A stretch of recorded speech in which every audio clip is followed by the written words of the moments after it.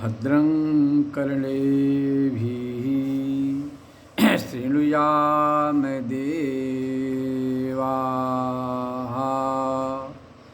भद्रं पश्येमाक्षभिर्यजत्राः स्थिरैरङ्गैस्तुष्टुवाग्वंशस्तनोभिर्व्यसेमदेवहितं यदायुः स्वस्ति न इन्द्रो वृद्धश्रवाः स्वस्ति न पूषा विश्ववेदाः स्वस्ति नस्तार्क्ष्यो अरिष्टनेमिः स्वस्ति नो बृहस्पतिर्दधातु ॐ शान्ति शान्ति शान्तिः। पतितपावनी कलशभंगिनी माँ गंगा के तट पर समस्थित विद्यालोक न्यास हरिद्वास और स्वाध्याय श्रवण कर रहे हैं। आज ब्रह्मसूत्र की द्वितीय अध्याय की तृतीय पाद का 11वां सूत्र है आपः। आपः आपको उत्पत्ति बता रहे हैं। जिस प्रकार से वायु भाव ब्रह्म से अग्नि हुई, ऐसे ही अग्निभावपन से आप उत्पन्न हुआ। आप मतलब जल। आपो अतः तेजो जायन्ते, तेज से आपको उत्पत्ति होती है। बात बता रहे हैं। कस्मात् तत् अपो असृजत इति अग्नेयाप इति च। सती वचन नाति संशय, कुछ संशय नहीं है। तेजस तो सृष्टि व्याख्याय दिव्या व्याख्यास्यान् अपो अंतरियाम इत्यापैति सूत्रयाम बभूवः। तेज के बाद जल की सृष्टि का चर्चा किया गया है। श्रुति प्रमाण भी है अग्नि आपः। अग्नि का अर्थ अग्नि भावापन जो ब्रह्म है, मतलब अग्नि रूप से जो प्रतिष्ठित ब्रह्म है, उसके द्वारा ही आप जल की सृष्टि हुई। अब आगे बोलें कि आप भावापन जो ब्रह्म है, उससे पृथ्वी की सृष्टि हुई। पृथिव्यधिकार रूप शब्दांतरेभ्यः, पृथिव्यधिकार रूप शब्दांतरेभ्यः। पृथ्वी अधिकार से, यहाँ पर अन्य शब्द से ब्रीहवाद न लेकर के पृथ्वी का उपलक्षक है, ये बता रहे। ता आप ऐक्षंत भवः श्याम प्रजायेयं महीति अन्नो सृजंत।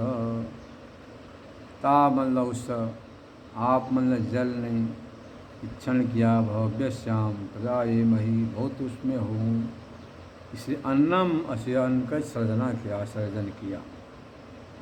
श्रूयते तत्र संशय किम अनेन अनशब्देन व्रीहियवाद्य व्यवहार्यं वा उदनादि उच्यते क्यों वा पृथ्वी। यहाँ पर श्रुति में जो अन्न शब्द है, उससे क्या लेना।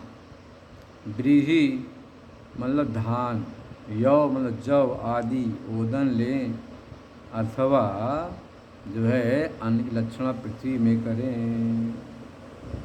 अन्न शब्द का प्रसिद्धि लोक में अन्नादि व्रीहवादि में है, ऐसा लेना चाहिए।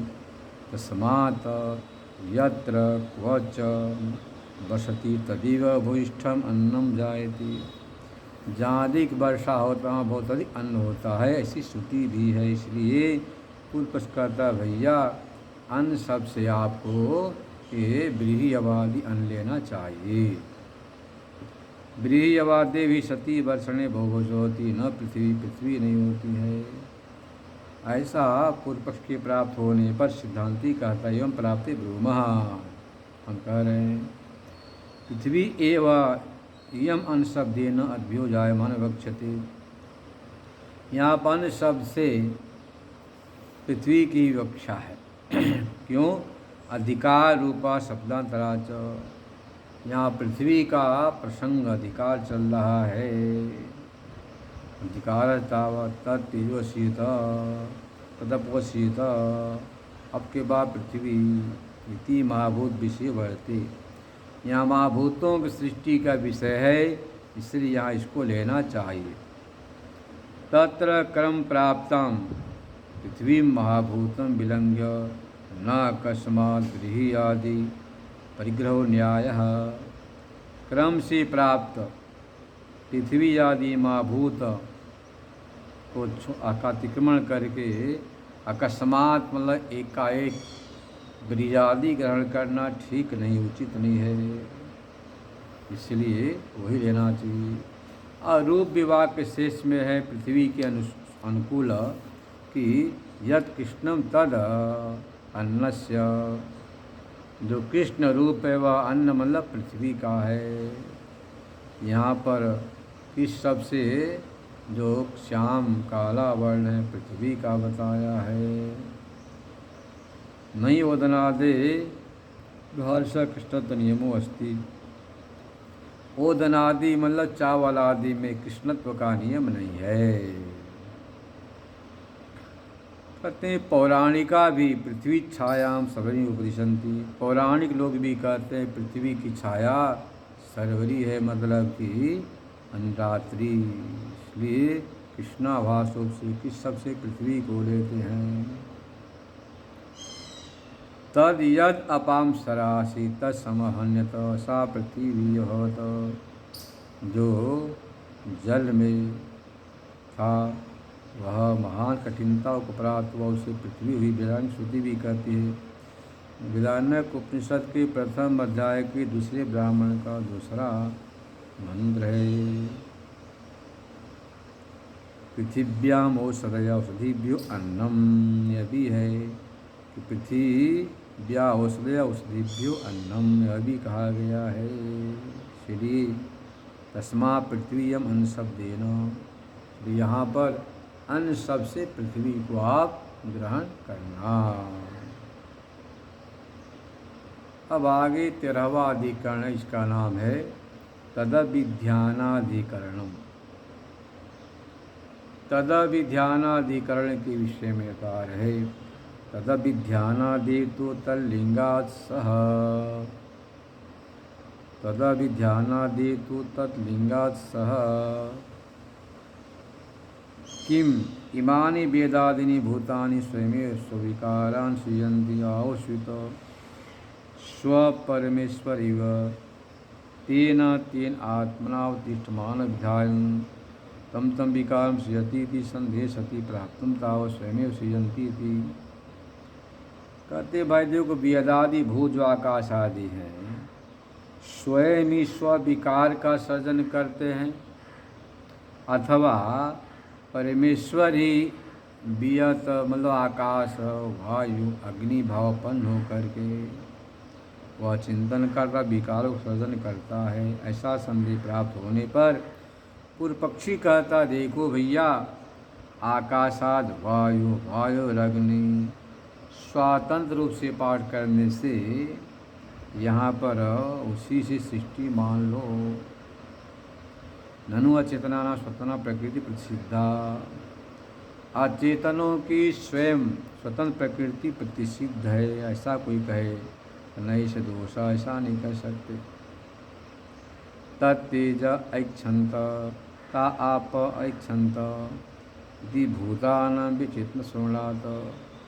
तेज आप में भी चेतन इच्छण कर्तृत्व श्रुत है, श्रवण हो रहा है। ऐसा प्राप्त होने पर सिद्धांति कहता है ऐसी बात नहीं। स एव परमेश्वर तेन तेन आत्मना उत्तिष्ठमानो अविध्यायनं तम तम विकाम सृजति। वही परमेश्वर उस रूप से अवस्थित होकर ध्यान करता हुआ उन विकारों को सृजन करता है। कुतः कैसे? तल्लिंगात् यह है। तथा शास्त्रम हेतु है। लिंग मतलब हेतु। क्या हेतु है? यह पृथिव्यां तिष्ठन् पृथिव्या अंतरो यम पृथ्वी न वेद यश पृथ्वी शरीरम यह पृथ्वी अंतो यमेति ईस्तात्मांतर्यामी अमृतः। जो पृथ्वी में प्रतिष्ठित है ना, पृथ्वी के अंतर है, जिसको पृथ्वी देवता नहीं जानते हैं, जिसका पृथ्वी शरीर है, ऐसा जो आत्मा जो पृथ्वी का नियमन करता वही आत्मांतर्यामी है, ब्रह्म है। इस प्रकार से साध्यक क्षाणा में भूतान प्रवृत्ति दर्शयति। साध्यक्ष मतलब जो चैतन्य के से अधिष्ठित होकर भूतों का सृष्टि देखी जाती है। और भी है तथा सो अकामयत बहुश्याम प्रजा हेय इति प्रस्तुत्य सच्च त्यच्च भवत तदात्मान स्वयं कुरुत। उसने कामना किया बहुत रूप से हो जाऊं, ऐसी प्रस्तावना करके सच्च त्यच्च भवत, वहीं सत हुआ और त्यत हुआ, अपने आप का सर्जन किया। तस्व च सर्वात् भावम दर्शयति। उसी का सर्वात् भाव यहाँ पर दिखलाते हैं। यत्तु इक्षण श्रवण अप्यसो तत्परमेश्वर आवेश वसादि द्रष्टव्यम। विक्षण और अप्तेज में देखा गया है, वह भी परमेश्वर से आविष्ट होकर ही तेज और जल ने इक्षण किया। जो श्रुति है कि तेज ऐक्षत ता आप ऐक्षंत, इसका भी तात्पर्य वही है। उस जल में तेज में चैतन्य का आवेश है। उस चैतन्य भावापन्न मतलब कि जल भावापन्न तेज भावापन्न चैतन्य इक्षण किया, ऐसा लेना चाहिए। जड़ में इक्षण करते संभव नहीं है। स्वकाम्यत भी कहा गया है। सच्च त्यच्च भवत, वही मूर्ता मूर्त हुआ। तदात्मान स्वयं कुरुतः, वही अपने आप को शुभ नहीं कुरुत किया। स्वकामयत बहुश्याम प्रजायेय, स्वकामयत बहुश्याम प्रजायेय, यह भी श्रुति कहती है। और सच्च त्यच्च भवत, वही सत्य मतलब मूर्त, त्यत मतलब अमूर्त हुआ। तदात्मान स्वयं कुरुत, वही अपने आप में इस रूप में प्रतिष्ठित किया। तस्व सर्वात् भावम दर्शति, उसी का सर्वात् भाव दिखला रहे हैं। यत्तु इक्षण श्रवणम अप्यसो तत्परमेश्वर आवेश वसादि द्रष्टव्यम। परमेश्वर क्या उसे आवेश से समझना चाहिए। नान्यत्वति दृष्टा श्रोता मनता, उस परमात्मा से भिन्न कोई दृष्टा श्रोता मनता विज्ञाता नहीं है। प्रकृतत्वा सत इच्छितु, प्रकृत प्राकृत प्रश्न भी उसी का चल रहा है। तदैक्षत बहुश्याम प्रजायेय, उसने क्षण किया कि बहुत रूप में मैं विस्तृत हो जाऊँ, यहाँ भी कहा है। इस प्रकार से उसी चैतन्य के द्वारा पंचभूतात्मक इस संसार का सृजन बतलाया यहाँ तक। अब किसी ने कहा महाराज सृजन होता तो विलय किस क्रम से होता है? तो विलय कहते हैं कि विपरीत क्रम से होता है। विपरीत मतलब सृजन देखो, आकाश से वायु, वायु से अग्नि, अग्नि से जल, जल से जे अन्न मतलब पृथ्वी हुई थी। और जब प्रलय होगा, विलय होगा तो पृथ्वी का जल में, जल का तेज में, तेज का वायु में, वायु का आकाश में, आकाश का व्याकृत में, अव्याकृत का पुनः महतत्व में, महतत्व का मूल प्रकृति में, मूल प्रकृति का अव्याकृत उसका परमात्मा ब्रह्म में, यह क्रम है। इसी बात को बतला रहे हैं यहाँ पर। विपरेण तु क्रमोत उत्पत्ति च, विपरेण तु क्रमोत्पत्ति च। विपर्य से क्रमोत उपपद्यते च, मतलब कि विपरीत क्रम से यहाँ पर विलय होता है। जो भूतों की उत्पत्ति थी, यतो वा इमानि भूतानि जातानि, यतो वा इमानि भूतानि जायन्ते येन जातानि जीवन्ति यत् पर्यन्त विसंविशन्ति च तद्ब्रह्म। यतो वा इमानि भूतानि जायन्ते येन जातानि जीवन्ति यत् पर्यन्त विसंविशन्ति च।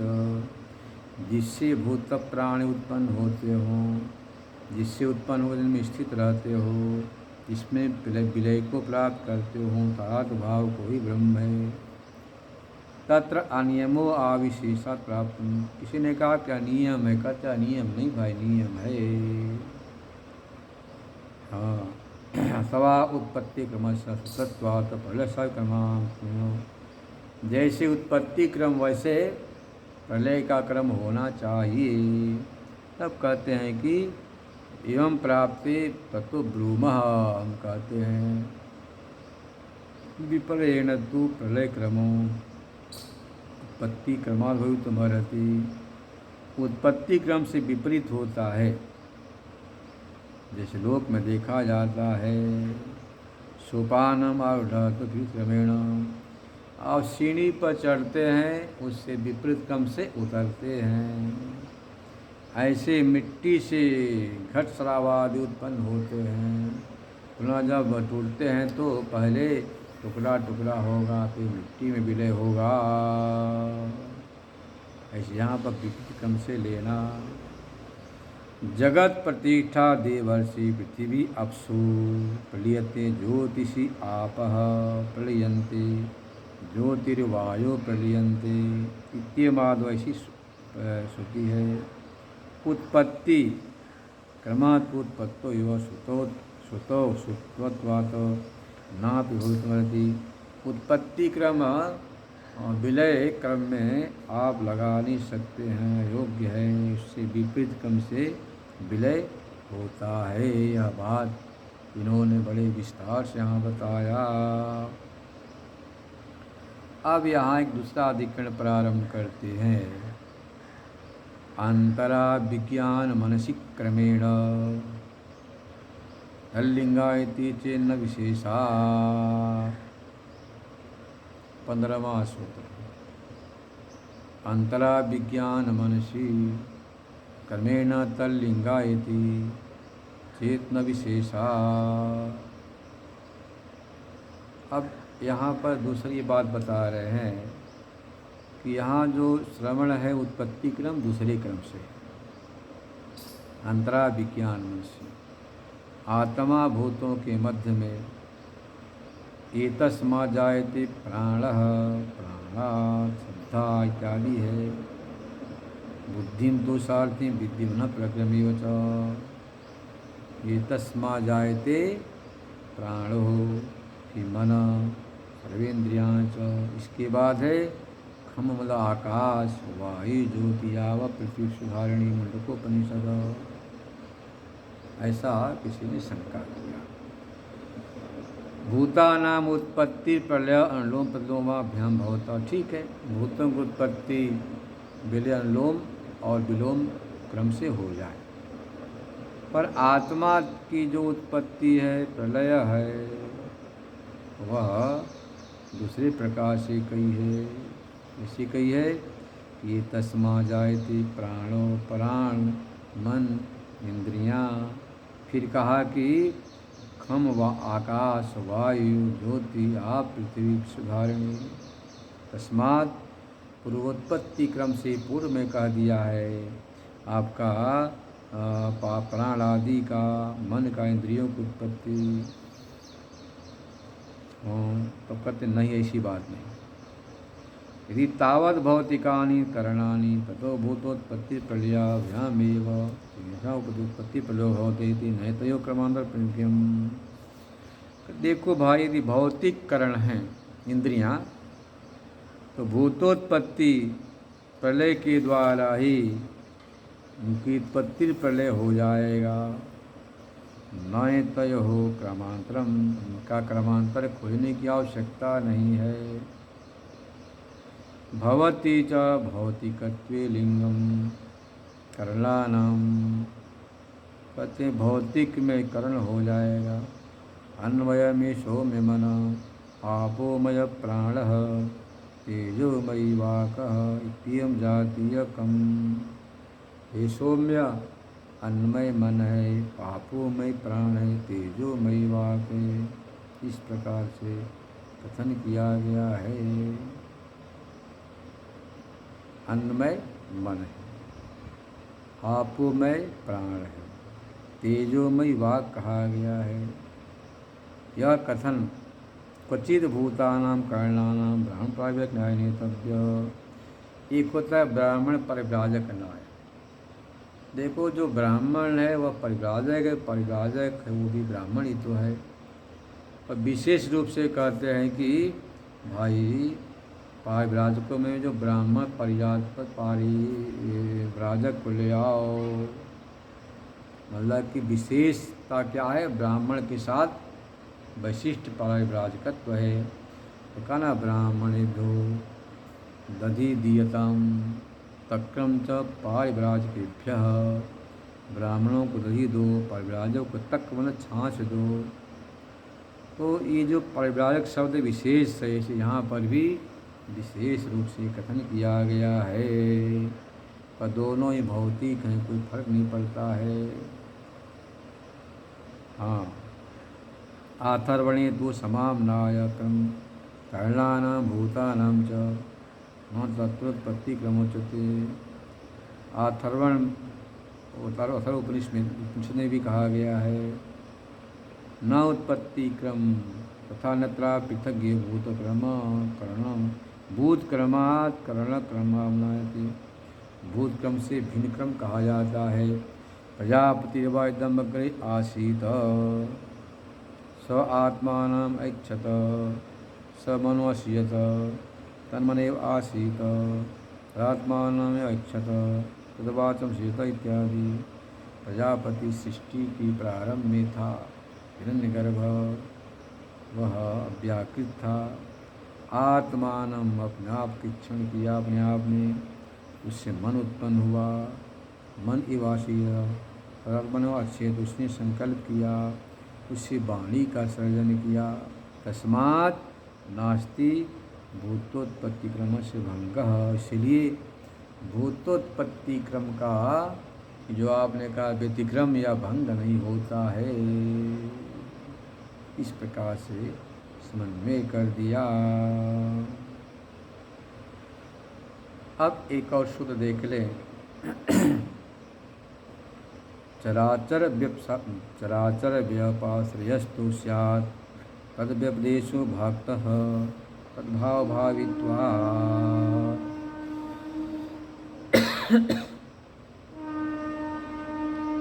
चराचर व्यपाश्रयस्तु स्यात् तद्व्यपदेशो भक्तः तद्भाव भावित्वात्। चराचर जन्म मरण का जो लोक व्यवहार है, चराचर स्थावर जंगम विषयुक्त है, जीव में गौण है। तो जन्म मरण का जो कथन है देह की उत्पत्ति को लेकर होता है। देह के नाश से नाश करते हैं। देह के उत्पत्ति से कहते उत्पन्न हुआ जाता है, और देह के नाश से कहते मर गया। तो जीव का नित्यत्व प्रतिपा शास्त्र का कोई विरोध नहीं है। चराचर विपाश्रय तु चर अचर। चर मतलब चलने वाला, जंगम, अचर मतलब स्थावर, व्यपदेश गौण है, तद भाव भावी भाष्य देखिए थोड़ा सा। जीवस्यापि उत्पत्ति प्रलयो। कहते भाई जैसे आपने कथन किया पंचभूतों का सर्जन होता, उत्पत्ति होता, विलय होता है, ऐसे ही यहाँ पर हो जाएगा। जीवोत्पत्ति जीवस्यागुत्पत्ति प्रलयो जातो देवदत्तो जातो मृतो देवदत्ता कर देवदत्त जन्मा देवदत्त मर गया, ऐसा व्यवहार में प्रयोग होता है। इत्येवं जातीय लौकिक व्यपदेशात लौकिक कथन करने से जात कर्मादि संस्कार विधाना चेती और जन्म कर्मादि के संस्कार का विधान भी होता है। देवदत्त का संस्कार हुआ इत्यादि। कश्चित भ्रांति ताम अपनुदाम, किसी भ्रांति को यहाँ पर दूर कर रहे हैं। तो देखो भाई, इस प्रकार से जीवोत्पत्ति आप प्रलय नाश नहीं कर सकते। शरीरानु विनाशनि जीवो शरीरांतर्गत अनिष्ट प्रात परिहारो परिणार्थों प्रहादम, शरीर के नाश से आप नाश करते हैं, शरीर के उत्पत्ति से उत्पत्ति करते हैं। यह गौण प्रयोग है।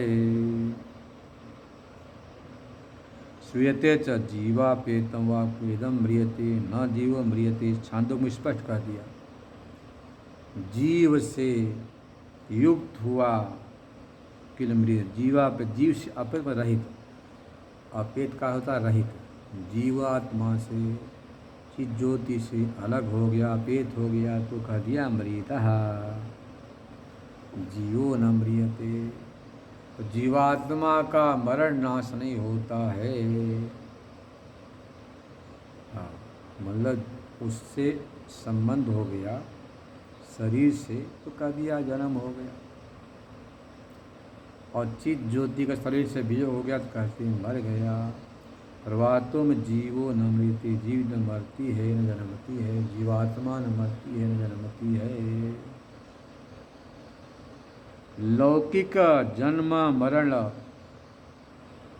व्यपदेशो दिवस, लोक व्यवहार से जन्म मरण का कथन किया गया है, सत्य है। भागतत्व जन्म मरण व्यपदेश, यह गौण प्रयोग है जीव जन्म मरण का जीव के लिए।